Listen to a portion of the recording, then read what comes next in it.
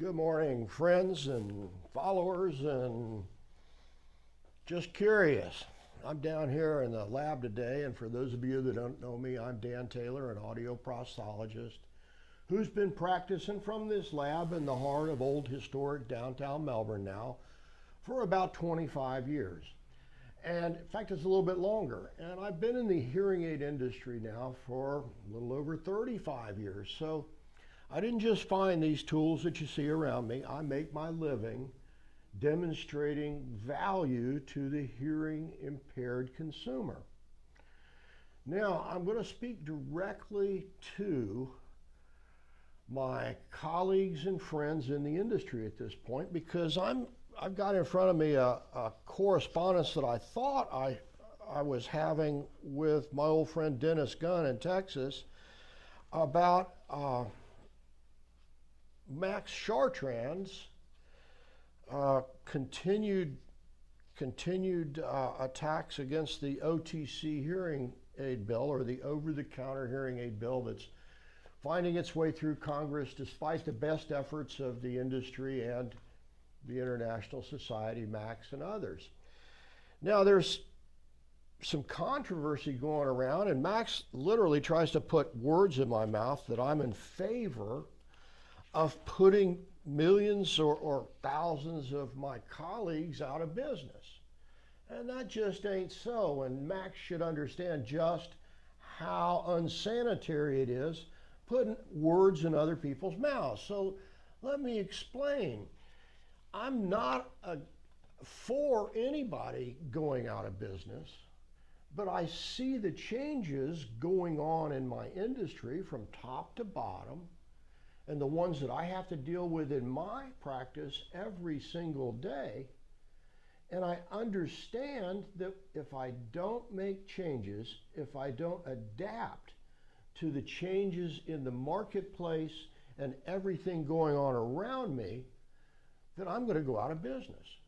Now, folks, I've been doing this, as I said, 35 years, and I've had to change my marketing model and the way I approach my business and my overall business plan more in the last 5 years than I have in the previous 25 years. You see, everything is happening faster now. It's part of this digital revolution that we've all a part of and have to cope with.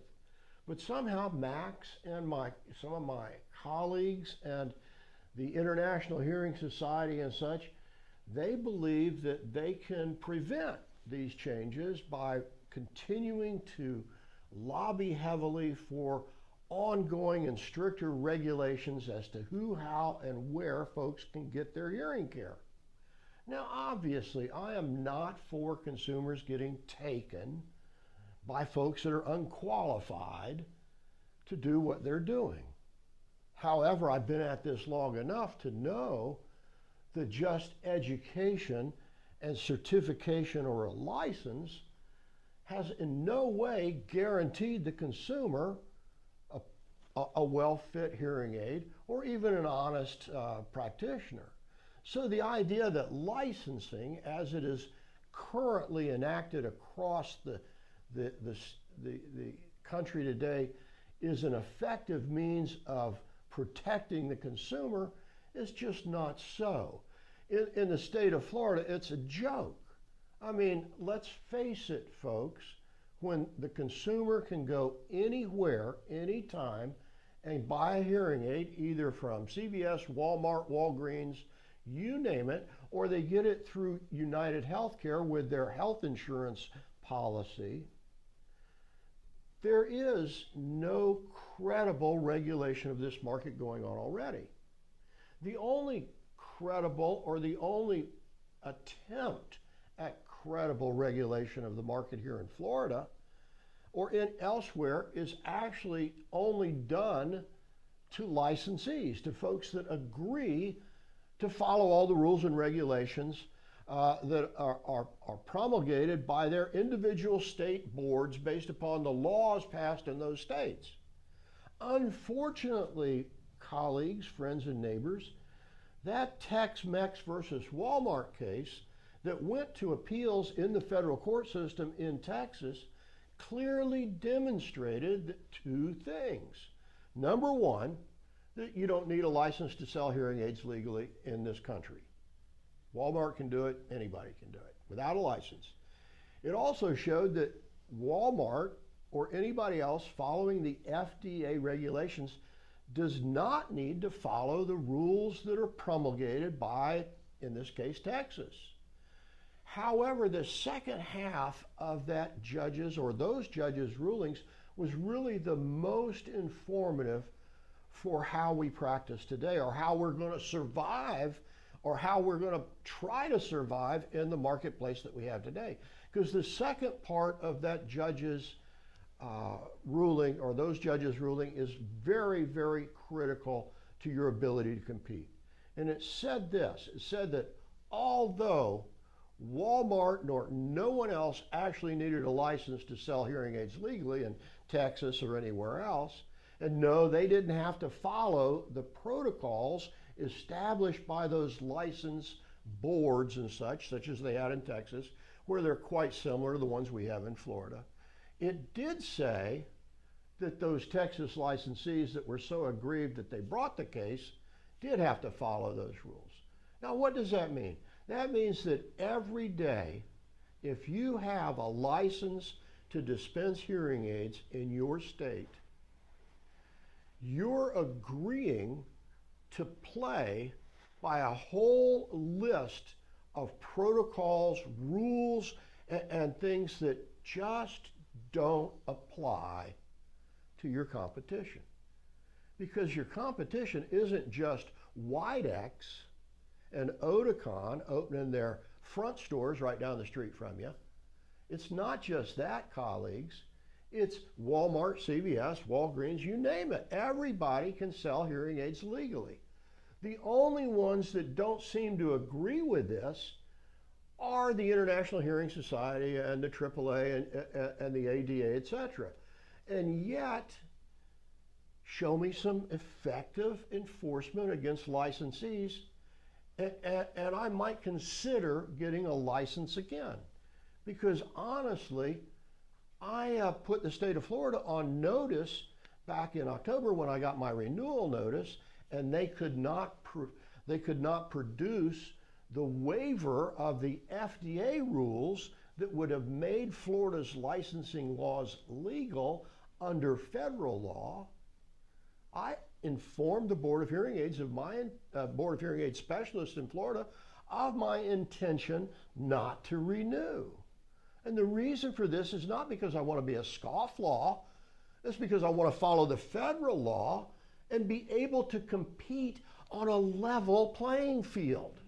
It's not that I want to give substandard service, and I resent very much that Max would try to imply that every single hearing aid that's going to be fit after the OTC bill passes will somehow expose consumers to unlicensed, unqualified, and dangerous help. Because that's a presumption that just, it hasn't borne out, and we just don't know yet. But we do know that there is nothing that prevents our entire industry from pivoting and changing the way they do business, accepting that they don't want to change.